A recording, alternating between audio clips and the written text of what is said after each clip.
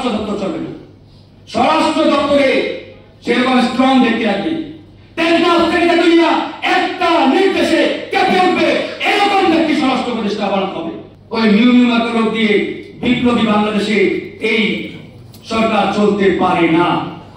আজকে বন্ধুগণ, সারা বাংলাদেশে চাঁদাবাজি টেন্ডারবাজিতে সহায়তা, যেখানে যাবেন চাঁদা, ঘুষ, দুর্নীতি কারা করছে পানির মতো পরিষ্কার, কিন্তু এগুলো নিয়ন্ত্রণে এই সরকার কতটুকু সক্ষম, কতটুকু তারা দেখাচ্ছে, তাদের কার্যক্রমের অগ্রগতি কতটুকু সবই আমরা জানি।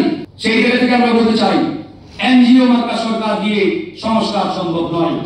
যদি সত্যিকার অর্থে সংস্কার করতে চান, আমরা গণ অধিকার পরিষদ সংস্কার চাই, আমরা এই সরকারকে সহযোগিতা করতে প্রস্তুত। তবে সেই সংস্কার করার আগে এই সরকারকে পুনর্গঠন করতে হবে এবং একটি জাতীয় সরকারের রূপান্তর করতে হবে। যদি জাতীয় সরকারের রূপান্তর না ঘটে, তারা না করতে পারে, সম্ভব নয়। লেখে রাখেন, কিয়ামত পর্যন্ত তারা কোন সংস্কারই করতে পারবে না।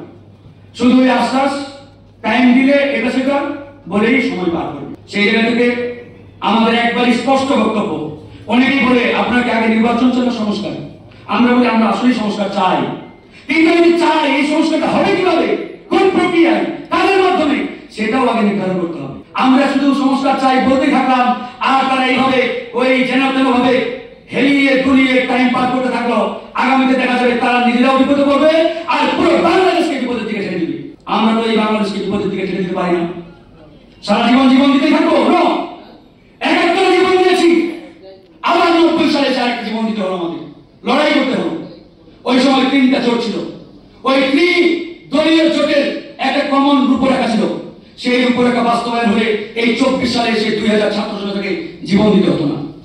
কিন্তু 90 গণঅভ্যুত্থানের পরবর্তী সময় যারা ক্ষমতায় আসেন, তারা জনগণের সাথে প্রতারণা করলেন, বেইমানি করলেন, ধোঁকাবাজি করলেন। তার ওই ফলশ্রুতিতে 24 সালে এসে আরেকটি বড় লড়াই করতে হলো, 2000 ছাত্র জনতাকে জীবন দিতে হলো। এখন প্রশ্ন, আমরা কি আবার 5 বছর পরে রাস্তায় নামবো? আবার 10 বছর পরে আমাদের সন্তানরা অগ্রসর হবে? তারা কি মরতে থাকবে? না, আমরা আর মরতে চাই না। তাই আমরা এমন এক বাংলাদেশ নির্মাণ করতে চাই, যে বাংলাদেশে অধিকার আদায়ের জন্য কাউকে রাজপথে নিয়ে লক্ষ্য ধরাতে হবে না। সেই বাংলাদেশে আমরা চাই।